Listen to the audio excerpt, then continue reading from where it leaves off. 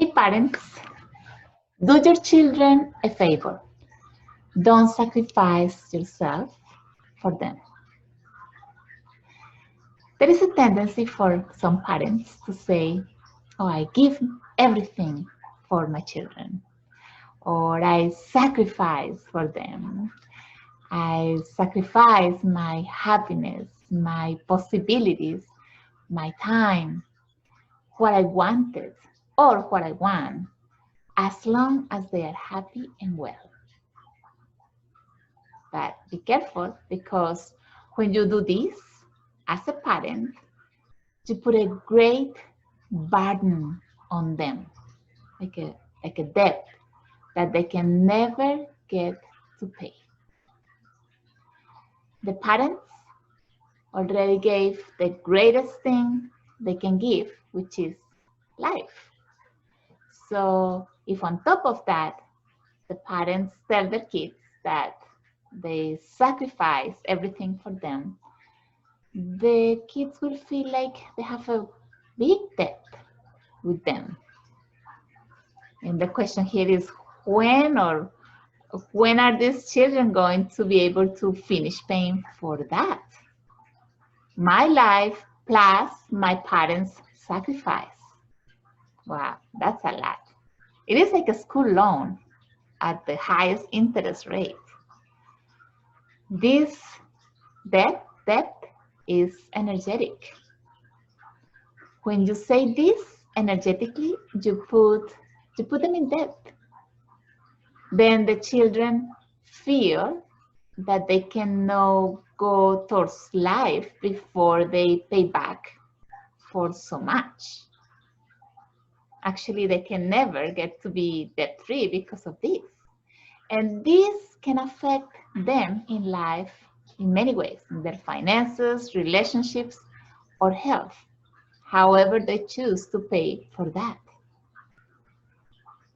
See, and this can happen because many parents don't have maybe the consciousness to know that children are from life, that we parents are only their channels of life and their caregivers until they can take care of themselves, and then life itself will take care of them. So when parents complain about how ungrateful their children are, or because they don't fulfill their expectations, then they start like throwing it in the face and saying, no, all I did for you and this is how you pay me back. So all of these things create guilt in the children. They feel like they are bad kids and that they owe the parents, and how am I going to pay for this? And this creates a lot of dysfunction. These children assuming many responsibilities or burdens of their parents. They take that debt. In the organic way, in a family system, children should only honor their parents with respect and gratitude for being their channels to be here and their opportunity to be able to create and experience a life, or a better and more functional life. But if we cut off their wings, telling them this, then these children are left at the service of their parents, but not of life. When you sacrifice your own happiness for your children, you do so because unconsciously you have an unresolved inner emptiness that you are looking to fulfill through your children, and somehow you expect something in return. So the question here is, parents, do you know your own emotional gaps so you can free your children from this? The best gift that you can give to your children is to be happy yourself. Because if you are happy, not sacrifice, because that's a sort of a victimization. And if you are happy, they will learn to do the same. But if you become that victim of being the sacrificed one, then they will also learn that. They energetically feel that. So parents choose to be happy without being at the expense of your children's happiness or freedom. See, children learn by observation, listening, and feeling.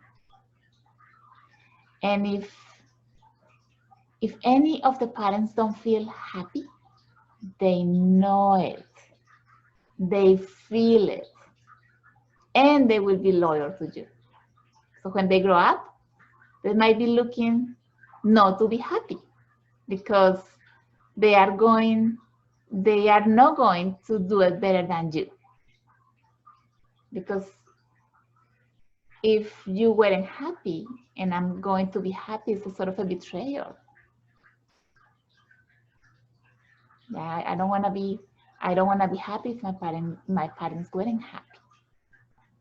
That's how much kids love their parents. So I invite you to internalize on this if you are a parent, or if you are a son or a daughter. Because if you are a parent, what are you expecting from your children?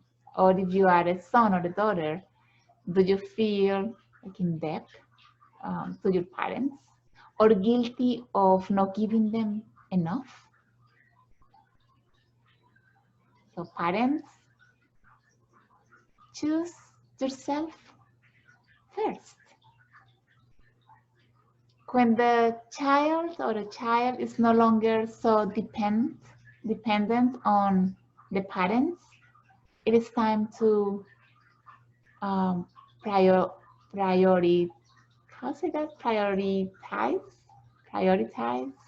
yourself. So for example, mom can become a woman again and enjoy herself, finding and doing things that fulfill her life. The more you enjoy yourself, the more you teach your children to prioritize themselves. And when they are happy, they attract people in their vibration to share the same, and not to be attracting people that is dependent or needy. So this is just a systemic perspective view. Maybe it is a possibility of loving in a different, maybe in a more conscious way. And that's what I wanted to share today. So if you like it, please give it a like here. And if you haven't subscribed, I invite you to do so. And I'll see you next time around with more information, more different angles of life. Maybe that's what I'm trying to show here. Different angles or perspectives of loving and seeing life. Thank you.